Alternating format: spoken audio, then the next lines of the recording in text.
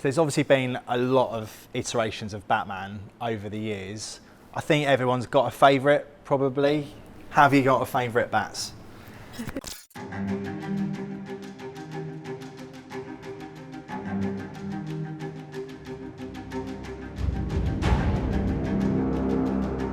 So today we're at the awesome Park Row in London, DC themed restaurant experience, and we are joined by Ben Gregory, Head of Experiences. Thanks for having us, Ben. Our pleasure. Yeah, we've been lucky enough to dine here a few times and we love it. So Ben, my question to you is, why Batman and what was the inspiration? Well, we were lucky enough to run the Fat Duck Group with Hess and Blumenthal many years ago now, and one thing they did better than anyone in the world was tell stories through food. While we were there, we learnt a lot about creating narrative-backed dishes, and we wanted to take that inspiration to a wider audience, make it more accessible financially, and tell more stories that people could connect to. So obviously DC Comics and Warner Brothers IP was an obvious route to go down. They've got 80 years worth of history, hundreds of different iterations of all of the characters and storylines, and some of the best characters that you could possibly ask for. When you visit Park Row, one of the things that stands out is all the different stopping points and how much it's related to Batman. Ben, can you start us off on that journey?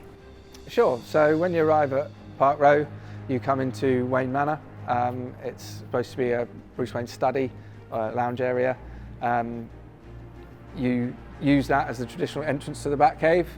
So we've got our take on a Batcave descent, which we have an incredible echo light as a centerpiece for it. We've got some of the Easter eggs that you'd experience from the comic books within there, like a giant Joker playing card and a giant Lincoln penny.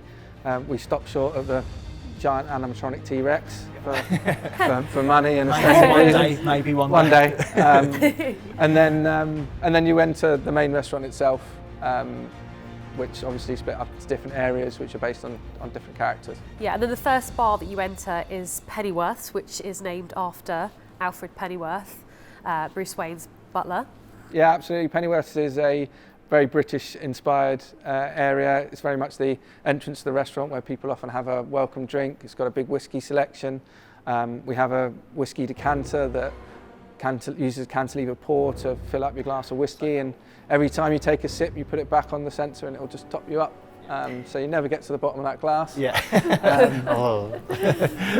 So yeah, Pennyworth obviously is very much a traditional English inspired area. Yeah. Then you walk through and you see the incredible large room with the iceberg lounge, the penguin in the middle with dry ice. This is where everybody dines, isn't it? Yeah, the Iceberg Lounge is the main centre of the restaurant. It's the heartbeat of it. It's got a central bar with a penguin which has mist and smoke coming off it. The Iceberg Lounge obviously was one of the only literal things we took from the comic books and the movies. Very much are a restaurant and entertainment space in our world, versus a casino and nightclub in other versions of it. But really proud of the Iceberg Lounge as our main centre point, where all the energy disseminates from. And within the Iceberg Lounge we also have Master Wayne's Table, which is a semi-private dining area where we have a red bat phone in the centre of the table. All you need to do, pick up the phone, it will go straight through to our reception desk and they'll bring you champagne. Do you need to say I'm Batman for this to happen? They will answer the phone as, oh, Master Wayne, can I get you some more champagne? Even better. That's a lovely touch. Then what can you tell us about the Monarch Theatre? Yeah, so the Monarch Theatre is our pride and joy. It's the most elevated part of the experience of Park Row.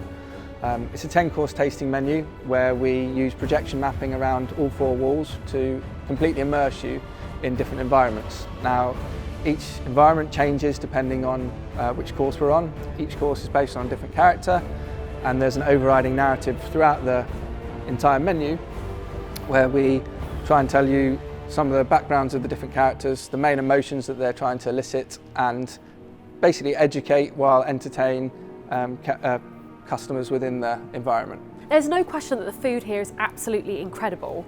Ben, how do you come up with the gastronomic ideas whilst keeping it theatrical? It's a great question. We come at it from a number of approaches. What we're looking for is a sweet spot that marries flavour with storytelling and theatre. So sometimes we will start off with a dish that we know is popular, and we'll build a narrative and theatre around that. Other times we will see a crazy experiment online or a magic trick, and we will try and incorporate that into the dish and then obviously build the flavour and the narrative around that. And finally, sometimes we will create a dish purely because something theatrical is coming out, and we want to connect the fans to the audience pre and post theatre. The ideal dish is one that is high on all three of those levels. Kiss from a Rose is our champion dish in that respect, in my opinion. It's theatrical in that we use liquid nitrogen to crush roses over a beautiful dish. The flavour profile is there, and it tells a brilliant story of the sad murder of Bruce Wayne's parents, which is the big bang moment for Batman and DC Comics, where he lays a rose down on the site they were murdered every year, and it includes chocolate pearls, which signifies the necklace that was broken. So overall, it ticks all those boxes, and people love it. Yeah, and it really is quite something. We've been lucky enough to actually taste that dish. That was the first one I ever had coming here. And it's not just the food itself, it's the performance from the staff, the storytelling. I mean, we've got the Blue Boy cocktail, there's the Dragon's Breath popcorn. I've even seen, I haven't had this dish yet, but somebody pulls something out of a hat, and you're constantly looking around the restaurant at all these incredible dishes that are just appearing. Yeah, always something going on, isn't there? Yeah, that's the idea. We want it to be more of an experience for guests rather than just coming for a nice meal in a themed environment. And if we can put a smile on people's faces, then we've done our job. Nice. Almost a Joker quote then, Ben. I like that. Let's put a smile on that face. The world of Batman is obviously super rich and vast and full of many iconic names and landmarks. What was it that made you choose Park Row to name the restaurant? Yeah, so when we created Park Row, we wanted to create an environment that would be suitable for DC comic fans and non-fans alike. We want people to be able to come here as a fan and notice lots of Easter eggs and nods to the universe and the characters, but at the same time, if you are people that just want a great night of entertainment, food and drink, you wouldn't be put off by the overly themed environment. So the name had to reflect that mentality. Park Row is the name of the street that Batman's parents were murdered on, which became known as Crime Alley. If you are a fan of the DC Comic universe, you may well know that, in which case you feel connected to the environment. If you're not a fan, it's not jarring, and it's sophisticated, and it sounds like a great restaurant in the heart of London, which we hope we are. As a massive Batman fan myself, I've been noticing a lot of the Easter eggs around Park Row. They're literally everywhere, which is awesome. Have you got a favourite one? I do have favourites. The more obvious ones, Wayne Manor, we set all the clocks to 10:48, which is the time that Bruce Wayne's parents were sadly murdered, and that big bang moment for DC Comics. Very dark. Yeah. Very dark, and that's how he entered the Batcave. But my personal favourite is the Innisfree whiskey that we created. Innisfree was a fictional place in Scotland where Bruce Wayne inherited a castle from Scottish heritage, and we created a whiskey around that story. 148 bottles in the world, cask strength, closed distillery. It's 25 years old, and it's fantastic, and we're really proud of that product. So the fact that it connects to the DC Comic universe makes it even more special for me.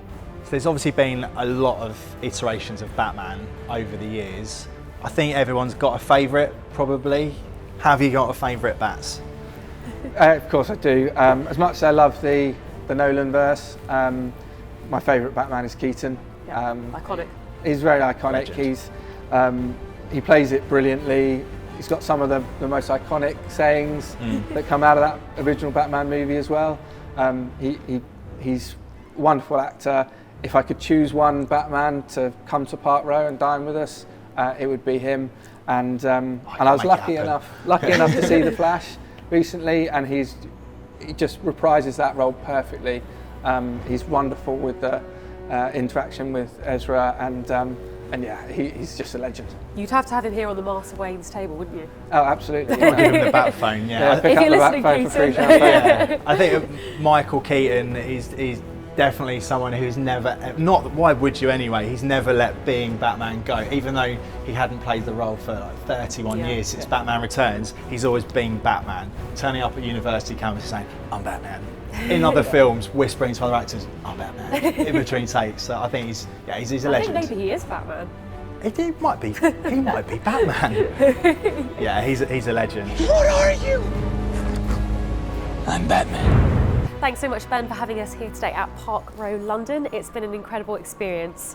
If you've enjoyed this video, please give it a like and subscribe to our YouTube channel. And don't forget to follow Park Row London and the Monarch Theatre as well.